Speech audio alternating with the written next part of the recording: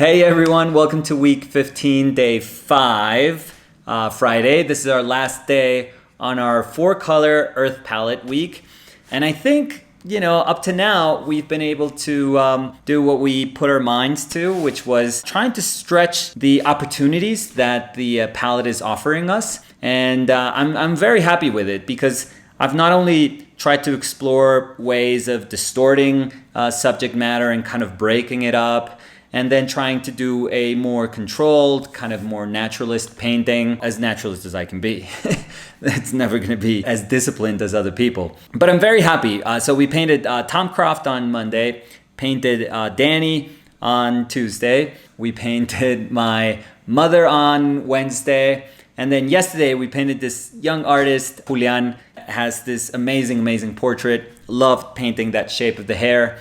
My hope was that I could paint on synthetic sheets on Yupo every day of the week, but I ran out of Yupo. So today I'm gonna paint on linen, on a little piece of linen. So it's gonna feel a little bit different, but doesn't matter. Same palette, same exercise. So, thank you for hanging out this week. See you next week. Whole new theme. Thank you. Bye. Okay, let's get started. Today's our last day with our 4-color earth palette. So instead of trying to find an option today that would differ entirely from the paintings that we've done throughout the week, I thought I would paint a little bit softer. And the reason I'm doing that is twofold. The first one is that I ran out of synthetic sheets. So Yupo, you were very good to me. I liked you. You were very interesting, especially when I used you when I was painting in gouache. And in oil, it was very strange, slippery. I remember it was like going back to painting on mylar for me. It felt very similar, but I liked it. I really liked it. I love when I put myself in situations where I feel uncomfortable and where I have to see if I can understand what I have to adjust while I'm painting to try and make things work. So I really liked the surface, but I'm going to go back to cloth, to a piece of linen, which is traditionally what I've always used. I think that, if I look back on 20 years of painting, I've probably done most of my painting on canvas. At some point, it became almost imperative for me to use it because we were shipping so many paintings from Colombia to overseas, be it the US or Europe or Mexico, that we had to. The cheapest option was always to unstretch the canvas, put a ton of paintings rolled up on a big tube, and then ship the stretchers separate. And then gallery directors, or we had people, wherever the paintings were going, they would restretch the canvases very carefully. A lot of time people are like, well, you're not supposed to do that. That's actually putting a ton of tension on a painting, and you don't want to do that. But honestly, you can stretch and restretch a painting many times if you're careful. The worst thing you can do is just use a ton of force to try and have it like as taut as a drum. But you don't want that. You really just want it to be tight, but also feel like it's floating on your stretchers when you restretch it. So that's never been a problem to me. And because of that, I always told myself, okay, I have to paint on linen or on cotton canvas. Before that, I remember I used to love painting on masonite, on just boards. There's something incredible about boards that they receive even initial brushstrokes, and they don't really suck the painting as much as a canvas or, a piece of cloth will. Whenever I have like a nice tempered masonite board and it's gessoed really nicely, I feel like the brushstrokes will stay in place and they just feel like they're right on top of the surface. It's almost like they have 5 layers of painting underneath and they're sitting right on top of those. With canvas or linen, there's so much work that you have to do. Sometimes even the initial lay-in just feels like an underpainting. Sometimes you can put a ton of color, but it just tends to eat it up. Now, granted, there are very expensive pieces of linen that have triple weaves and that are beautifully primed with either universal primer or oil primer.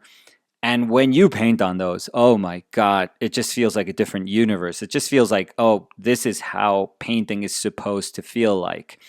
And I've painted on those, but if I wanted to get those here in Colombia, they would be so insanely expensive, like outrageously expensive, that I just don't justify it. Even if I could pay it, I'm like, this is not worth it. It just doesn't make any sense.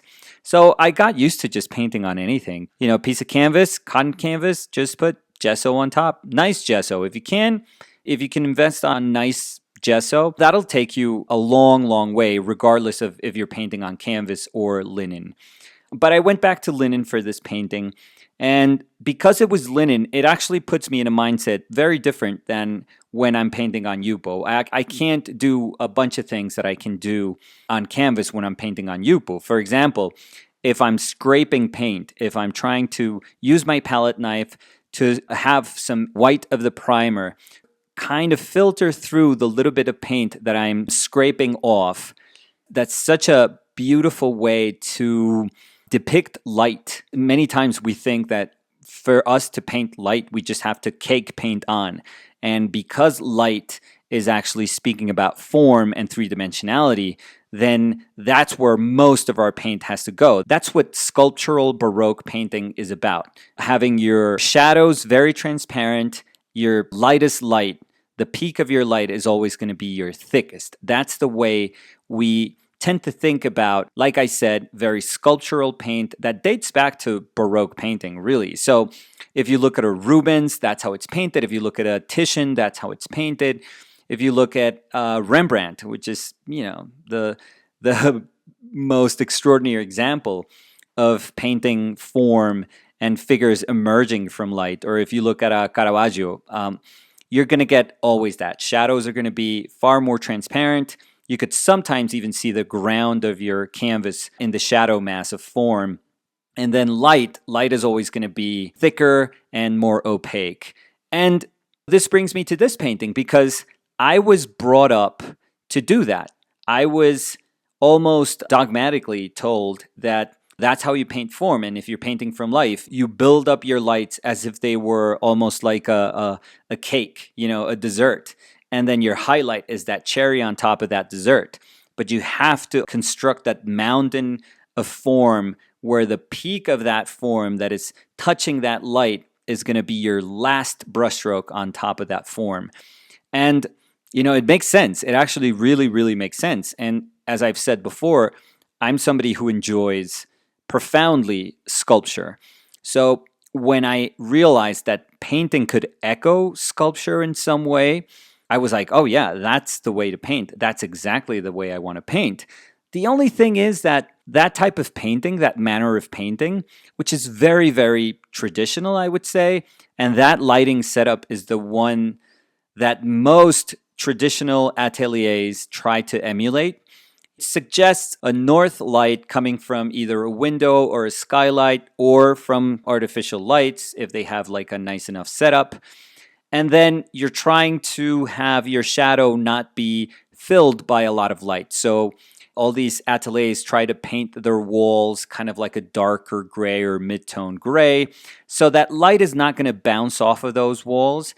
And you try to have a single light source or a strong enough light source falling onto your model or your subject matter, just so that there's not ambient light that's affecting your shadow mass. By affecting your shadow mass, I mean that light is not just bouncing off everywhere and then it's filling your shadow mass.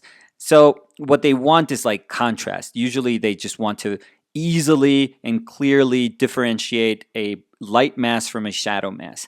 And to be honest, that is the most beautiful light to paint. That's the light that describes form the most naturally because we are echoing and emphasizing, almost exalting sunlight, natural light. We're trying to reproduce that in a very controlled manner. It is the way we naturally see, but it's almost like the way we naturally see on steroids. And it works perfectly. But I remember painting and drawing in studios where that was the lighting setup, and then suddenly going to my apartment or coming here where I didn't have that setup, and just feeling like, oh, this is not even worth painting because it's not the light that I once was able to paint and it was so good, but now I don't have that available to me, so I am going to be a lesser painter. That is such a destructive thought because you are putting all the power onto a setup and you're letting it dictate how well or not you're going to be able to paint and how much you're going to be able to gain from your painting, to learn from your painting. And we shouldn't do that. We shouldn't give a lighting setup so much power. I remember when I realized that I didn't have the perfect painting setup and I had to make a decision. I had two options. I could just either complain and just really go out of my way and probably out of my budget to find a place that did have that lighting setup. Or I could tell myself, you know what? Just paint with whatever light is available to you. And that is your reality. That is what you can paint. I remembered this thing where it's one of the most amazing things in art history, and it's anecdotal, but it actually has an effect, a very practical effect on what the paintings felt like. I'm sure you guys heard of the story that in Holland, in Netherlands, in Amsterdam, they taxed the windows. Depending on how rich you were, your windows would be bigger because you would have more money to pay for the taxes that were imposed. So what was usual for painters was to have these tiny little windows where light would kind of trickle in. And if you were lucky enough, you would have a north-facing window where you would just have this beam of light coming in. Because if you think about it, it's almost like having a natural spotlight. You could have a single form in your subject matter that's lit and everything else just kind of dissolves into shadow. If you think about it, what I'm describing as I'm speaking is Rembrandt. It's exactly Rembrandt and Vermeer. And all of that was possible because they had these impositions on window sizes. So if Rembrandt was painting with a small window, eventually he would have more money and he would have the ability to have bigger windows in his house. But if he was painting with a small window, then you kind of totally understand why there's usually a moment of light in his portraits that then dissolves, and then the hands are usually the darkest. You kind of question if that was artificial when you see the paintings, but then you realize, oh no, that makes absolute sense with where he lived and the availability of light that he had. I actually love that. Again, it's one of those things that life finds a way through painting, and it finds a way to affect your painting. And it is up to us if we believe that those limitations or those variables that life is kind of putting in our way are going to break us, or that we're going to use them and we're going to say, okay, this is the light that I have available. This is the space that I have available. Fine, this is what I'm going to paint. And it's going to speak about a moment of my life that was affected by these variables. And it's totally, totally fine. I think that those things are absolutely fine. And for us to acknowledge them, it is absolutely fine. For this painting, and the reason I'm referencing Rembrandt so much, is because I remember when I was in school, I used to say, well, Rembrandt is one of my favorite painters ever. And at some point I thought, well, I don't know if it's cool to keep saying that I love Rembrandt. I have to update my list of favorite painters because I'm stuck in the Baroque, and I'm going to try to find somebody who could echo what Rembrandt was doing but feels a little more contemporary, just so I'm not stuck in this point in history. That's what I used to think. And I remember when they showed me for the first time Ad Nerdrum, and I was blown away. I remember the first thing I did was to run to Barnes & Noble on Union Square. I looked for the book wasn't there, but I ordered it through them. You know, you couldn't just go to the computer and order at that point in time. You would ask somebody who was working there, it's like, oh, could I order the book? And I forget if I had to pay or if I had to leave like a deposit. I don't remember. But then they would call you and they would tell, hey, your book arrived. You can come pick it up. And I loved that book and I loved those paintings because it was almost like validation for me. It was like, oh, I've always loved Rembrandt, and this is a person who is taking all the virtues of a Rembrandt painting and making them contemporary. I just felt like I had renewed this love that I had for Baroque painting, but redefine it in a more contemporary manner. Eventually, I got to see some of Nurjum's paintings at Forum Gallery. I think I saw 2 shows at the time that I was in New York. Probably the painting that I remember the most was the portrait of his daughter, which I still think is one of the most beautiful paintings he's ever done. I really think that there is a sense of attachment and there is a feeling there that is not really present in his other paintings. But with the painting of his daughter, it was just a portrait, and it was a very, very soulful portrait, and I connected with it just immediately. And I really do think that it is at those moments where Nurjum is at his simplest that his painting is at its strongest. I connect with his paintings that way. Like I said, my experience with Nurjum was at first an exhilarating one because I thought, this is incredible. This is revitalizing something that I felt was almost in disuse. Suddenly, years have gone by, and I've noticed that there are many, many painters that I've liked throughout my life that have felt almost like fashionable, that I have fallen onto liking them because I wanted to agree with, I don't know, whatever was validating their painting at the time, and I just wanted to be a part of that. But nowadays, I speak about Rembrandt, and I still think that he will forever be one of those painters that can withstand centuries of criticism. And I have no idea what painting is going to look like in 50 years or in 100 years. I have no idea if there is going to be painting in 50 years or 100 years. But all I know is that Rembrandt is always going to be there. He is that pulse that is going to keep going as long as painting is alive. What we can do is just celebrate those painters that are geniuses. Whenever my mind rests, I always go back to those people that I know, are always going to be there. And Rembrandt is one of them. And the coolest thing about this whole thing is that in today's painting, I am so thinking about Rembrandt, and I'm totally thinking about Nurjum and the portrait of his daughter. But the manner in which I'm communicating form and the manner in which I'm understanding light is entirely different, because I'm actually scraping off my lights and I'm letting my canvas just show through, and the lightness of my canvas is the one that's speaking about the peaks of light in form. So I'm doing something totally, totally different. And yet I really feel connected, and I feel kinship with the values that a Rembrandt painting has. So we don't have to paint in the same manner to be able to enjoy and to learn from the best values that those paintings can offer. And I think that's the biggest lesson here. That was it for today. This week was a blast because I really felt that it helped me to ease into oil painting again, which sounds ridiculous because I've been painting with oils for more than 20 years and it shouldn't feel like it's a problem.